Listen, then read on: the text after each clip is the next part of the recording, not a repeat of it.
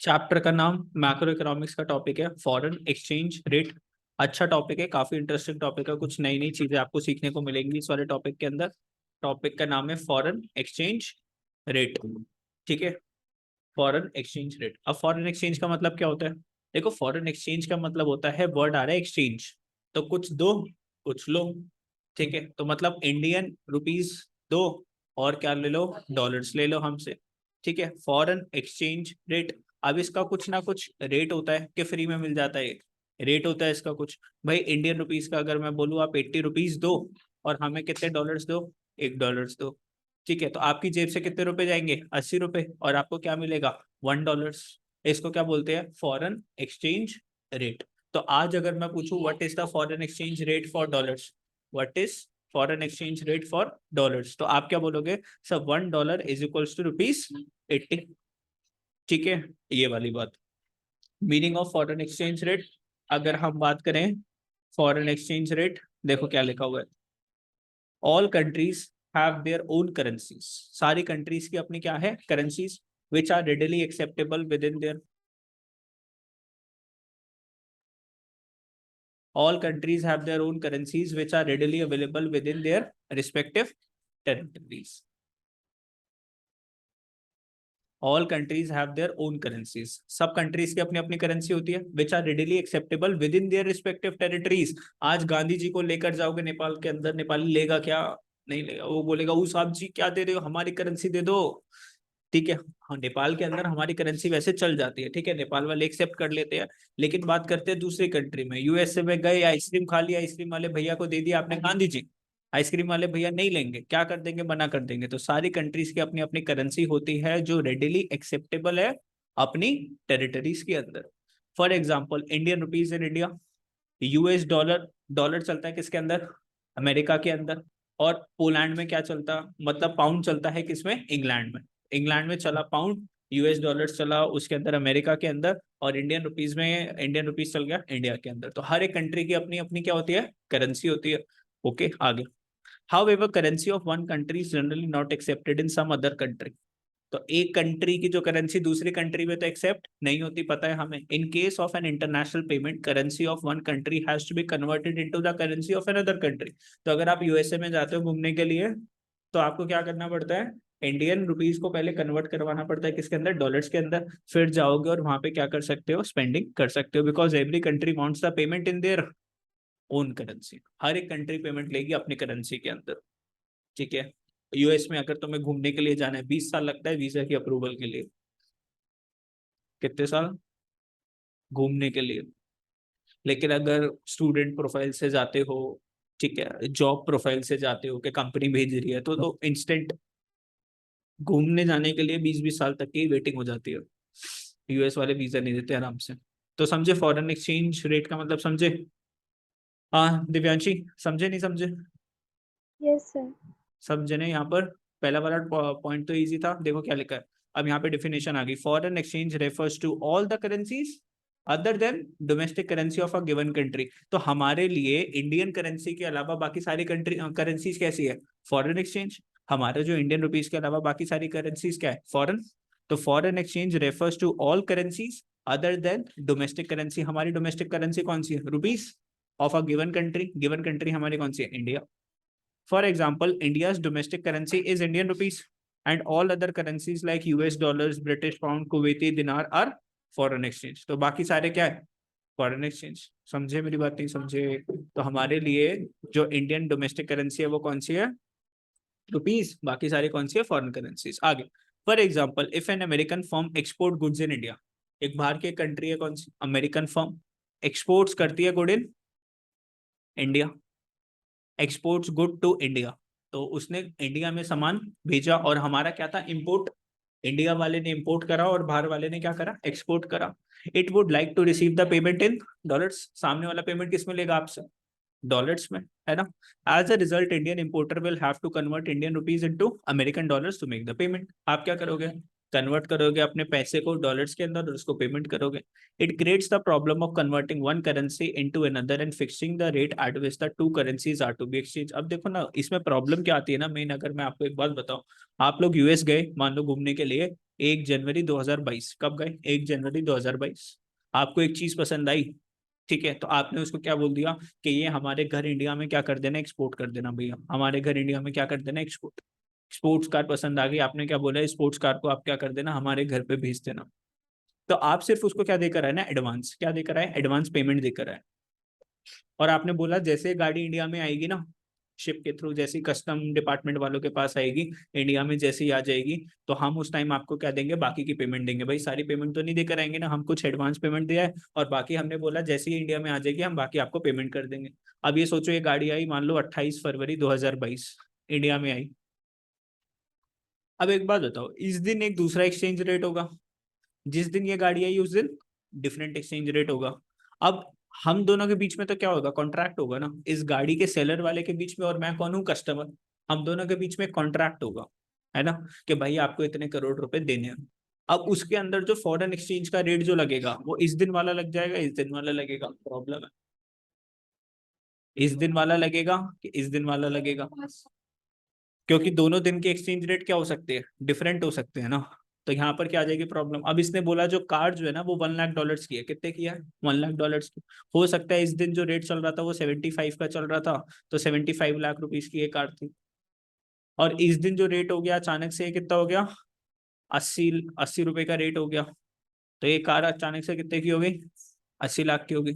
अब तुम सोचो, मैं इसको ऑलरेडी मान लो मैं इसको एडवांस में 50 लाख दे आया था, सिर्फ पेंडिंग कितने थे, 25 लाख, इंडियन रुपीज में, इंडियन रुपीज में 25 लाख पेंडिंग थे।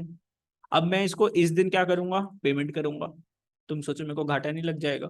अगर मैं उसी टाइम सारे पैसे दिया था तो मेरे को $1 कितने का पड़ रहा था, 75। और आज जब मैं उसको डॉलर्स में पेमेंट करके आ रहा हूँ, बाकी के जो भी पैसे जो पे करने हैं, 25 लाख रुपए जो पे करने हैं, अब उसमें क्या रेट लगेगा, 80 रुपए का।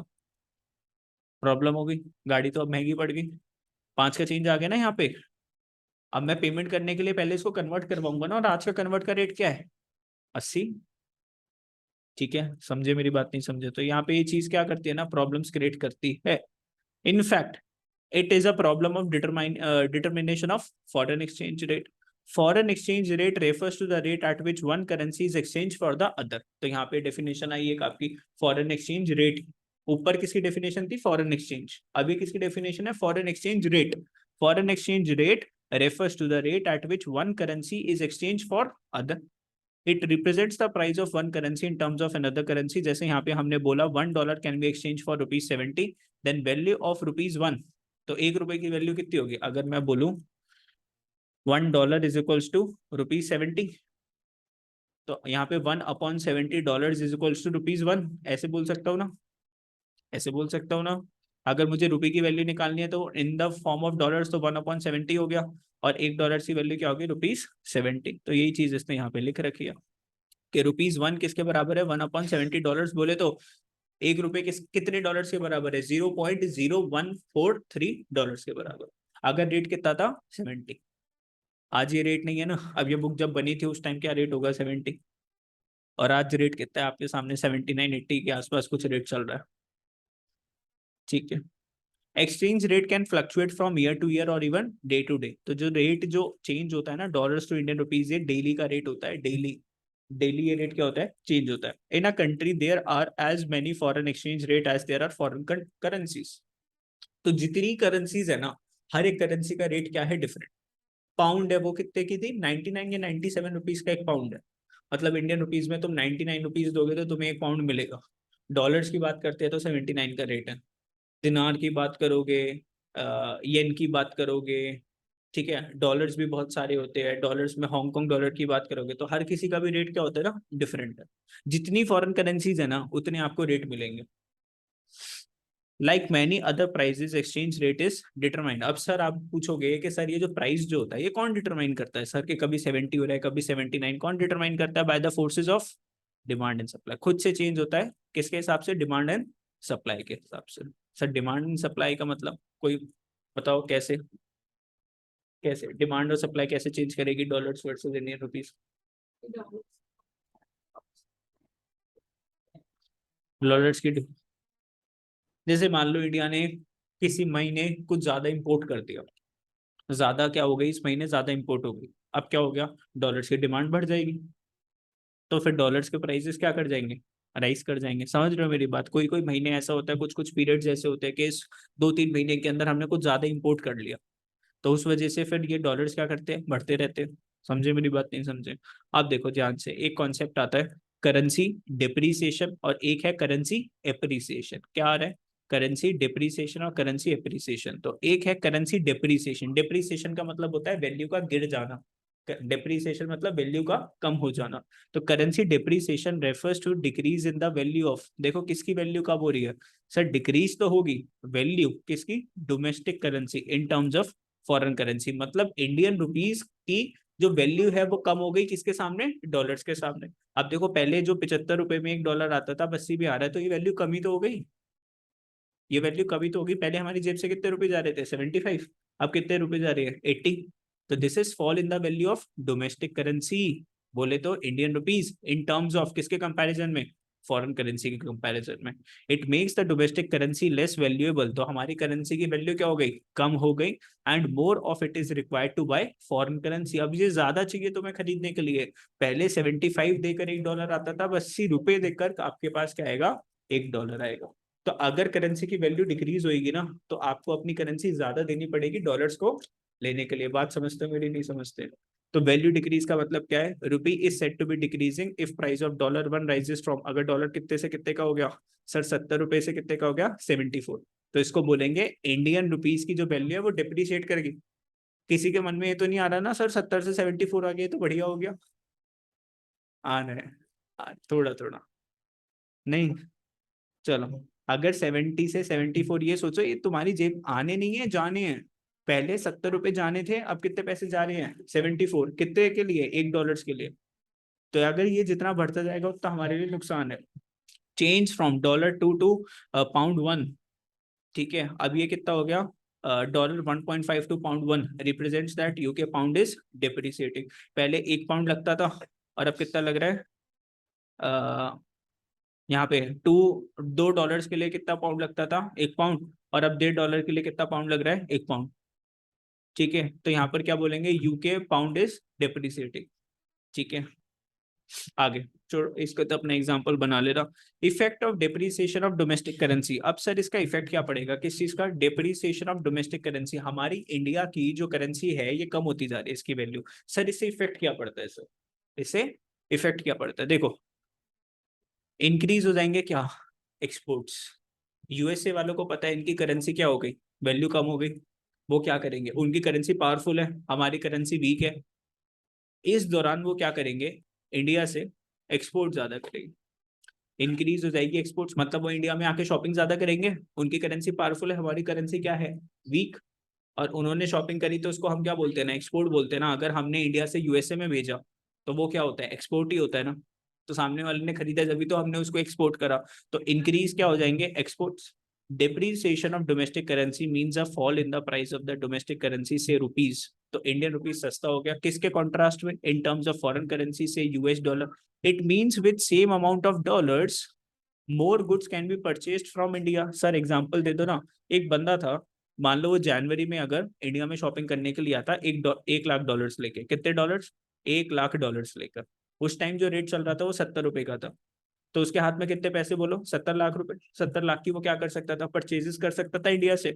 अब वो आया अगस्त के अंदर, रेट क्या चल रहा है, 1 लाख डॉलर ये उसके हाथ में, आज रेट चल रहा है 80 का। अब उसी 1 लाख डॉलर की वैल्यू कितनी हो गई, 80 लाख। अब वो 10 लाख की ज्यादा शॉपिंग कर सकता है, पहले वो 70 लाख की शॉपिंग कर सकता था, अब कितने की शॉपिंग कर सकता है, 80 लाख की। समझ रहे हो मेरी बात, नहीं समझ रहे? तो यहाँ पे 10 लाख से हमारा एक्सपोर्ट हो गया ना, बढ़ गया, हमारा 10 लाख से एक्सपोर्ट क्या हो गया, बढ़ गया, है ना। चलो, that is exports of USA will increase as they will become relatively cheaper, तो एक्सपोर्ट्स बढ़ जाएगा हमारा, हम यूएसए को ज्यादा एक्सपोर्ट्स करने लग जाएंगे। आगे, डिक्रीज इन इंपोर्ट्स, अब उनकी करेंसी पावरफुल है, हमारी करेंसी वीक है, तो हम उनसे इंपोर्ट्स करना थोड़ा सा क्या कर देंगे, कम कर देंगे ना, जो जरूरत की चीजें उतनी ही मंगवाएंगे लिमिटेड क्वांटिटी के अंदर। स्टॉक नहीं करेंगे ज्यादा। तो depreciation will lead to decrease in imports as Indians will have to pay more domestic currency to import foreign goods. It leads to fall in import as foreign goods will become relatively costly. तो $10 का सामान, अब देखो ना, एक सामान था $10 का, कितने का, $10 का, और डॉलर का रेट था मान लो पहले $70, तो कितने रुपए जा रहे थे तुम्हारी जेब से, 700। अब वो ही $10 का सामान है और रेट क्या है आज, 80। अब जेब से कितने पैसे जा रहे हैं, 800। $100 महंगा पड़ा, वो नहीं पड़ा? यस। क्या आप अब उसको मंगवाओगे? अब आप बोले यार 700 का मिलता है तो सही था, 800 का मिल रहा है महंगा है, छोड़ो। तो इम्पोर्ट क्या हो गई, रुक गई ना, इंडिया में ये सामान नहीं आया, क्यों? क्योंकि ये महंगा पड़ रहा था। ठीक है, समझ के? यस। आगे, increase in national income, increase in national income as exports will increase, और इम्पोर्ट्स कम हो रहे हैं, and imports will fall due to decrease of domestic currency. तो नेट एक्सपोर्ट्स का फॉर्मूला क्या था नेशनल इनकम के अंदर, एक्सपोर्ट्स माइनस इम्पोर्ट्स। ये क्या हो जाएगा, बढ़ेगा ना, एक्सपोर्ट बढ़ गए, आपके इम्पोर्ट्स कम हो गए। This will lead to increase in the national income assuming no changes in other things. तो नेशनल इनकम तो हमारी बढ़ जाएगी। सब कुछ तो अच्छा हो रहा है? अब धीरे धीरे पता है क्या होएगा, जैसे ये हम करने लगेंगे ना, तो हमारे पास पता है क्या आ जाएंगे, डॉलर्स। क्योंकि हमने एक्सपोर्ट ज्यादा करी तो हमारे पास डॉलर्स आ गए, हमने इंपोर्ट कम करी तो डॉलर ज्यादा गए नहीं। तो जैसे ही अब डॉलर्स आ गए हमारे पास, तो ये रेट दोबारा से क्या हो जाएगा, 75 पे पहुंच जाएगा। समझ रहे हो मेरी बात, नहीं समझ रहे? डॉलर्स के रेट क्यों बढ़े? क्योंकि डॉलर्स कम थे मार्केट के अंदर, डिमांड ज्यादा थी। अब हमने एक्सपोर्ट ज्यादा करा तो अब इंडिया के पास क्या आ गए, डॉलर ज्यादा आ गए। इम्पोर्ट्स हमने कम करे तो हमारे पास डॉलर्स की रिजर्व्स बढ़ गए, सेविंग्स हो गई डॉलर्स की बहुत सारी। तो धीरे धीरे इसको हम क्या कर देंगे, कम कर देंगे रेट को। जो 79 है धीरे धीरे किस पे ले आएंगे, 75। अगर पॉसिबल हो पाया तो, ये इतना आसान नहीं है। तुम्हें लग तो ₹4 रहे हैं, तुम्हें ₹4 लग रहे हैं, लेकिन ₹4, तुम सोचो कितने सारे डॉलर्स है इंडिया के पास और कितना इंपोर्ट एक्सपोर्ट होता है। फिगर्स बहुत बड़ी है, ₹4 कम करना आसान नहीं है, समझ रहे हो? क्योंकि अभी ये पेंडेमिक वगैरह का टाइम था ना, तो इन्फ्लेशन वगैरह काफी ज्यादा हिट करी है हर जगह पर। तो इसलिए कंट्रोल करना भी हो पाएगा नहीं हो पाएगा मुश्किल है अभी। नियर फ्यूचर में तो अभी पॉसिबल नहीं है कि 5-6 महीने में कंट्रोल होगा, अभी नहीं हो सकता। बात करेंगे किसकी, करेंसी एप्रिसिएशन। अब इसका अपोजिट कर दो, अब हमारी इंडियन करेंसी पावरफुल होगी as compare to dollars. Currency appreciation refers to increase in the value of domestic currency in terms of foreign currency. Domestic currency becomes more valuable and less of it is required to buy the foreign currency. Indian rupee appreciates जब $1 का price 74 से कितने का हो गया, ₹70। पहले तुम्हारी जेब से $1 परचेज करने के लिए जाते थे ₹74, अब कितने रुपीस जा रहे हैं, ₹70। तो तुम्हारी इंडियन करेंसी क्या हो गई, स्ट्रॉन्गर हो गई, डॉलर्स चीप हो गया। ठीक है, तो अब ये आपका आ गया difference between currency depreciation and currency appreciation. फटाफट से पढ़ लो, जल्दी से पढ़ो, कोई डाउट है मेरे से पूछो। पढ़ लिया? इजी, इजी, ये सारी चीजें मैंने समझाई थी। अब देखो करेंसी एप्रिसिएशन से क्या इफेक्ट होगा, हमारी करेंसी क्या हो गई, अब स्ट्रांग हो गई है। पहले हम इंपोर्ट कम कर रहे थे, अब हम इंपोर्ट ज्यादा करेंगे।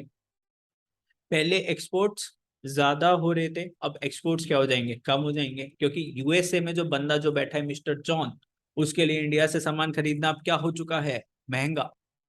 समझ रहे हो मेरी बात, नहीं समझ रहे? तो एक्सपोर्ट्स क्या हो जाएंगे, कम। और इंक्रीज इन इंपोर्ट्स हमारे लिए, हमारी करेंसी हो गई है स्ट्रांग और डॉलर्स हो गया हमारे लिए वीक।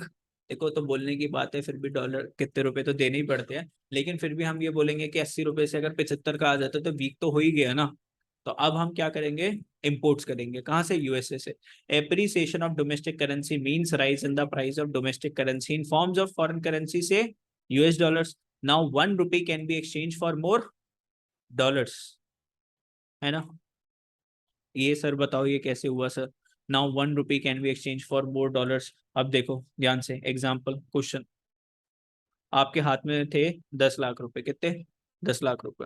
चलो छोटा एग्जाम्पल लेके आओ, आपके हाथ में थे ₹1000, ठीक है? 10 लाख ज्यादा हो जाते, ₹1000 थे। पहले जो प्राइस था वो कितना था, $80 का, और अब कितना प्राइस है, $75 का। मतलब 1 रुपी 80 इज इक्वल्स टू $1, और अब क्या है, ₹75 इज इक्वल्स टू $1। अब आपको इसको कन्वर्ट करना है किसमें, डॉलर्स में। बताओ आपके पास कितने पैसे आएंगे, कितने डॉलर्स आएंगे? 1000 रुपए देकर अपनी जेब से, तो आपके पास कितने डॉलर्स लेकर आओगे बोलो लहराते हुए? 1000 डिवाइडेड बाय 80, ये काट दिया, ये काट दिया, किससे कटेगा? 4 2 और 4 2 और 5 सही है। और ये कितना हो गया? 12.5। तो आपके पास कितने डॉलर्स आ गए? 12.5 डॉलर्स। 1000 रुपये अपनी जेब से देके कितने डॉलर्स लेकर आए? 12.5, जब डॉलर्स का रेट कितना था? 80। और अब एक बात बताओ, जेब में 1000 रुपये, डॉलर्स का रेट कितना है? 75। अब बताओ, 5 से काट दो ना, इससे काट दो 15, और 5 2 200, फिर 5 से 5 3 5 दिस, और इससे काटोगे कितना हो जाएगा? 3 1 3 3 3 है ना? मतलब 13 पॉइंट कुछ कुछ कुछ डॉलर्स। मतलब पहले वो ही 1000 रुपए से सिर्फ कितने डॉलर्स लेकर आए? 12.5। अब 13 पॉइंट कुछ आपके हाथ में डॉलर्स है, तो अब डॉलर ज्यादा है ना, $1 ज्यादा है आपके हाथ में। जब क्या हो गया? 80 रुपए से करेंसी कितनी चलेगी? स्ट्रांग हो गई हमारी इंडियन करेंसी। ठीक है, तो अब पहले आप जब यूएसए गए तो कितने रुपए लेकर गए थे? 12.5 डॉलर्स। आप कितने लेकर जा रहे हो? 13.5 डॉलर्स के आसपास, $1 ज्यादा लेकर गए। एक कॉफी एक ज्यादा पी सकते हो आप लोग, ठीक है? एग्जाम्पल समझे ना मेरी बात इससे? ठीक है, चलो।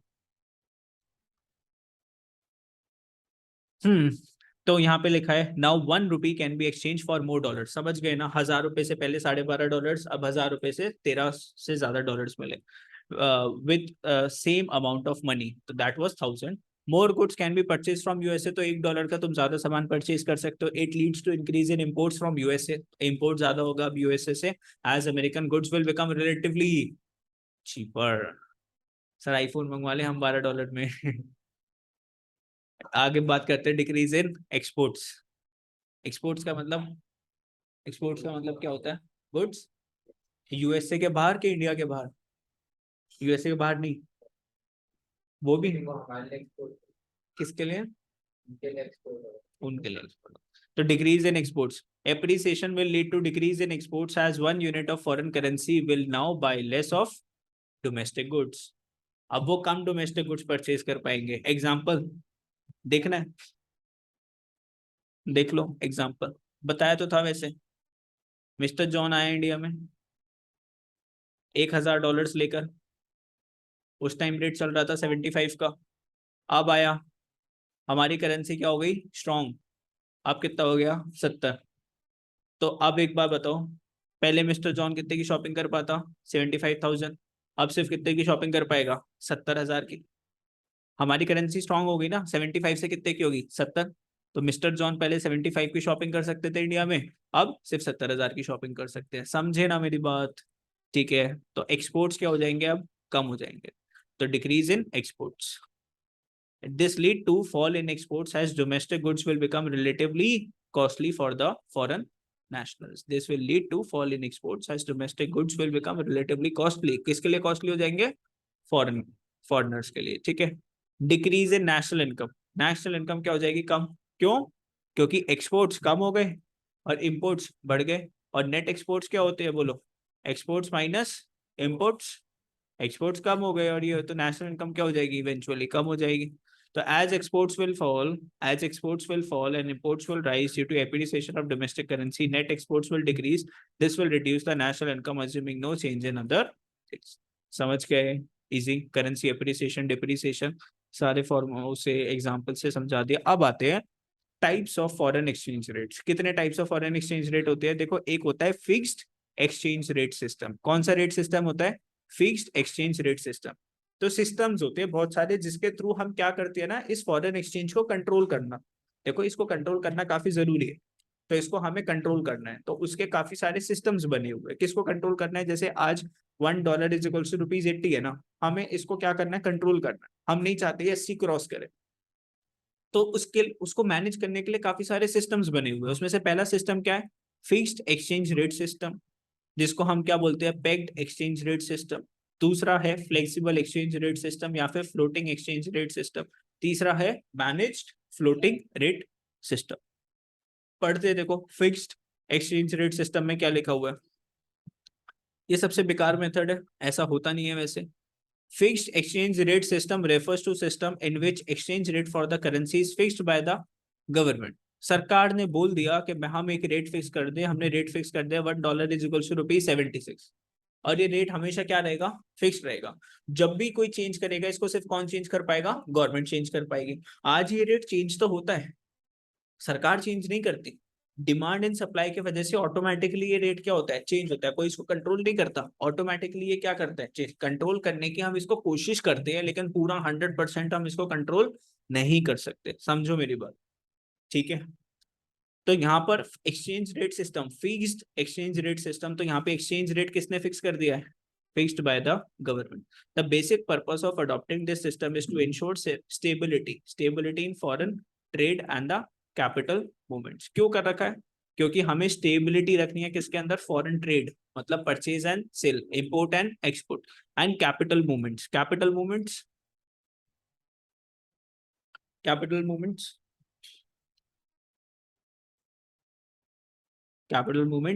क्या होते हैं, कैपिटल मूवमेंट्स, अरे कैपिटल गुड्स। कौन से होते हैं कैपिटल गुड्स, बड़े बड़े मशीनरीज वगैरह लेना और उन सब की, उनको बोलते हैं कैपिटल मूवमेंट्स। तो अगर ये रेट क्या होगा, फिक्स्ड होगा। अब जैसे वो गाड़ी जो मैं जो लाया था वो एक तरीके से कैपिटल मूवमेंट ही थी, ठीक है। तो बड़े बड़े इक्विपमेंट्स आप लाते हो, बड़ी बड़ी टेक्नोलॉजी। अब जैसे मान लो रफेल्स आते हैं रशिया से, 750 करोड़ रुपए का एक प्लेन है, उससे भी ज्यादा का। 750 का पहले था, अब 1600 करोड़ रुपए का हो चुका है। तो इंडियन गवर्नमेंट किससे परचेज कर रही है, रशियन गवर्नमेंट से। तो उसको क्या बोलेंगे, कैपिटल मूवमेंट्स। अब ये पहले 750 करोड़ का था और अब 1600 करोड़ का हो गया, ये कैसे, due to changes in foreign exchange rates, due to changes in foreign exchange rates. उनकी करेंसी 4 5 6 रुपए हमसे मान लो महंगी हो गई कुछ करके, और बाकी इन्फ्लेशन तो है ही है, चीजें महंगी हुई प्लस करेंसी महंगी हो गई उनकी, हमारी वीक हो गई उनके आगे, ठीक है। तो वो जो 750 करोड़ का जो प्लेन था वो कितने का हो गया, 1600 करोड़ का हो गया। To achieve stability, government undertakes to buy foreign currency when the exchange, देखो ध्यान से सुनना, ये चीज इंपॉर्टेंट है। गवर्नमेंट ये स्टेबिलिटी मेंटेन करने के लिए, इन्होंने जो रेट जो स्टेबल जो कर दिया, इसको करने के लिए गवर्नमेंट क्या करती है, बाय कर लेती है foreign exchange when the exchange rate becomes weaker.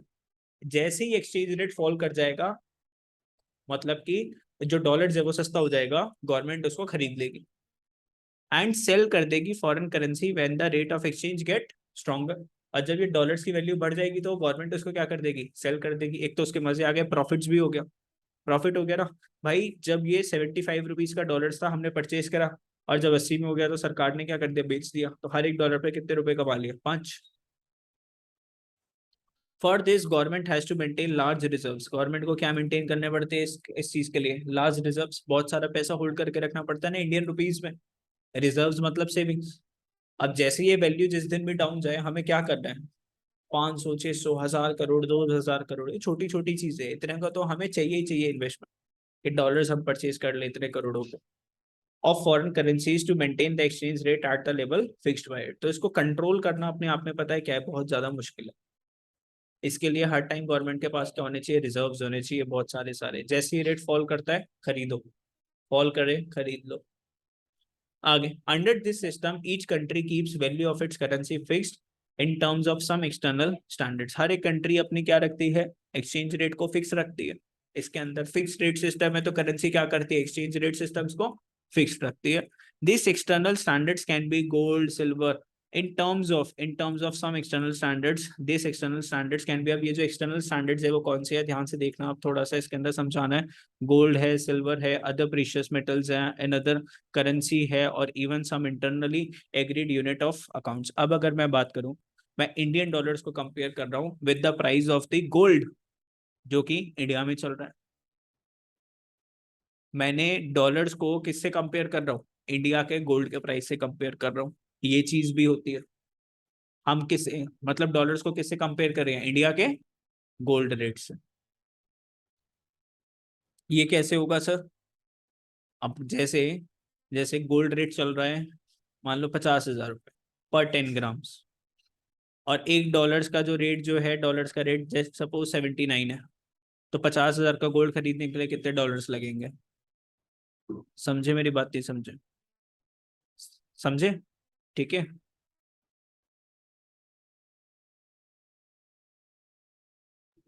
चलो तो ऐसा होता है, देखो मैं तुम्हें दिखाऊं क्या, देखो डॉलर्स टू गोल्ड,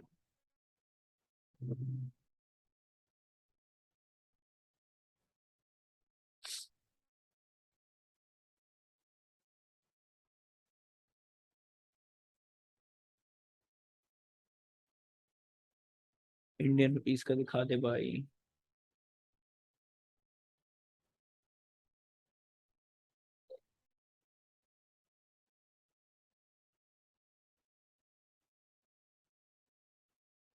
ये देखो स्टॉप शेयर आपको, दिव्यांशी सुन रहे हो, सो गए? नहीं सर, सुन रही हूँ। सुन रहे हो, ठीक है। देखो देखो यहाँ पर गोल्ड किलोग्राम, वन और गोल्ड किलोग्राम की अगर हम बात करें, gold price in Indian rupees, तो 24 कैरेट्स की अगर हम बात करें तो 1 ग्राम कितने का है? 6951 रुपीज का। 4951 रुपये दोगे तो 24 कैरेट का आपको गोल्ड मिलेगा 1 ग्राम। और यूएस डॉलर्स की बात करें तो कितने डॉलर्स देने पड़ेंगे? 62.07 डॉलर्स यूएसडी।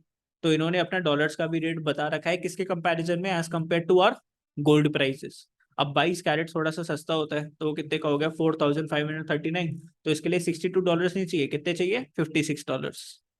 तो यहाँ पे इन्होंने इंडियन डॉलर्स को हमने किसके साथ कंपेयर करा? गोल्ड के साथ, सम एक्सटर्नल स्टैंडर्ड। तो ऐसे ही गोल्ड के साथ भी होता है, सिल्वर के साथ भी आप प्राइसेस कर सकते हो, ठीक है। 1 किलो गोल्ड कितने का है भाई आज के डेट?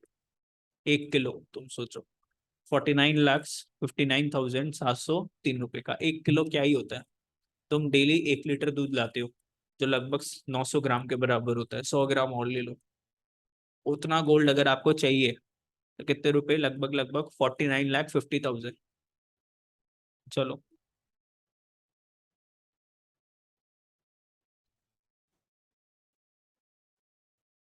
और तुम्हें पता है गोल्ड के प्राइसेस क्यों बढ़ते हैं? गोल्ड के प्राइस बढ़ने का क्या रीजन है? कोई भी रीजन नहीं, सिर्फ डिमांड। अगर हम लोग इसकी डिमांड करनी खत्म कर देना, देखो किसी भी शेयर का, अगर कंपनी का आप शेयर परचेज करते हो तो उसके दिखता है कि भाई कंपनी ग्रो कर रही है, कंपनी की सेल्स बढ़ रही है, कंपनी नए प्रोडक्ट्स बना रही है, इस प्रोडक्ट को लोग बाग खरीद रहे हैं। तो वो चीज समझ में आती है। गोल्ड के प्राइस क्यों बढ़ती है? तो गोल्ड क्या कोई कंपनी बना रही है? उसकी तो माइनिंग होती है। कोई एक कंपनी थोड़ी ना जो गोल्ड बना रही है, उसकी तो माइनिंग, वो तो निकलता है ना, बनता थोड़ी ना है। गोल्ड ऐसा थोड़ी ना किसी फैक्ट्री में बन रहा है। रॉक्स निकलती है, माइनिंग होती है, और गोल्ड को फिर उन रॉक्स को कन्वर्ट करा जाता है, आप जो भी पहनते हो करते हो उसके अंदर। लेकिन एक्चुअल में अगर मैं बोलूँ, इसकी जो वैल्यू जो है ना, वो किसी भी चीज के साथ कनेक्टेड नहीं है। ये सिर्फ वैल्यू क्यों बढ़ रही है? क्योंकि हम इतनी इसकी डिमांड कर रहे हैं। जैसे ही इंडियन कंज्यूमर इसकी डिमांड खत्म कर देना, गोल्ड की वैल्यू कम हो जाएगी। स्टॉक्स की हम बात करें, शेयर्स की, तो भाई ये कंपनी मेहनत कर रही है, मेहनत से कंपनी की सेल्स हो रही है, तो उसका शेयर का प्राइस बढ़ रहा है, समझ में आ रहा है, कनेक्ट होता है। लेकिन गोल्ड का कोई कनेक्शन ही नहीं है किसी भी चीज से। गोल्ड का सिर्फ कनेक्शन है सेंटिमेंट्स के साथ। घर में मम्मी ने बोला, अरे भाई अभी वो आने वाला है ना, क्या आने वाला है, दिवाली में कौन सा वो होता है, वो खरीद, धनतेरस, गोल्ड खरीदेंगे, गोल्ड खरीदेंगे। तो it is only connected with sentiments, बस। इस जो सेंटिमेंट्स है ना, उसकी वैल्यू बढ़ाते हैं। फिर बच्चे बोलते हैं, अरे मम्मी कोई बात नहीं, हम बड़े हो जाएंगे, हम आपको गोल्ड दिलाएंगे। तो जैसे ही हम कमाने लग जाते हैं, फिर हमने गोल्ड ले लिया, फिर उसकी डिमांड बढ़ने लगी। फिर क्षितिज कल को शादी भी कर लेगा, फिर क्षितिज वो भी बोलेगी कि मेरे को भी गोल्ड चाहिए, तो क्षितिज उसको भी देगा, मम्मी को भी देगा। ठीक है, तो डिमांड ऐसे क्या हो, बढ़ती जाएगी। ठीक है, तो गोल्ड की से value is, it is only connected with sentiment, बाकी और कुछ भी नहीं है। सच्ची में कुछ नहीं है। गोल्ड की वैल्यू जो बढ़ती रहती है ना, कुछ नहीं है, सिर्फ ये इसकी डिमांड है। क्योंकि भाई लिमिटेड इन सप्लाई है ना। गोल्ड अनलिमिटेड है कि लिमिटेड है? लिमिटेड है। और इसकी डिमांड बढ़ती जा रही है, तो इसकी वैल्यू भी क्या होती जा रही है? इंक्रीज होती जा रही है। जैसे वो होता है ना तुम्हारा बिटकॉइन, कब पहले 10-10 हजार, 15-15 हजार का आता था। अब इतनी डिमांड होगी, अब 2 करोड़ लिमिटेड क्वांटिटी में देते थे, 2 करोड़ बिटकॉइंस थे। तो उनकी वैल्यूज फिर कितनी होगी? 45 लाख रुपए का बिटकॉइन हो गया एक, फिर 49 लाख रुपीज का हो गया। अब फिर डिमांड एकदम से कम हो गई, तो 16 लाख रुपए का रह गया। आज कितने का है बिटकॉइन की वैल्यू? अगर हम देखें तो पता नहीं कम हो गया कि नहीं हुआ। वन बिटकॉइन प्राइस आज कितने का? 15 लाख, हाँ वही 16 लाख मैंने बोला, 15,79,148। और एक टाइम ऐसा था जब ये 45, ये देखो मैं दिखाऊं, देखो एक टाइम ऐसा था, ये देख लो वैल्यू, देख लो नीचे पढ़ लो, 10 नवंबर 2021 को क्या प्राइस था? ये नीचे प्राइस देखोगे ना, 48,34,593। तो एक टाइम ऐसा भी था और आज एक टाइम ऐसा भी है। आज भी देखो ना, मतलब अगर मैं देखूं, अगर मैं 5 दिन में देखूं तो 5 दिन में कितना रुपए गिर गया? 43,000।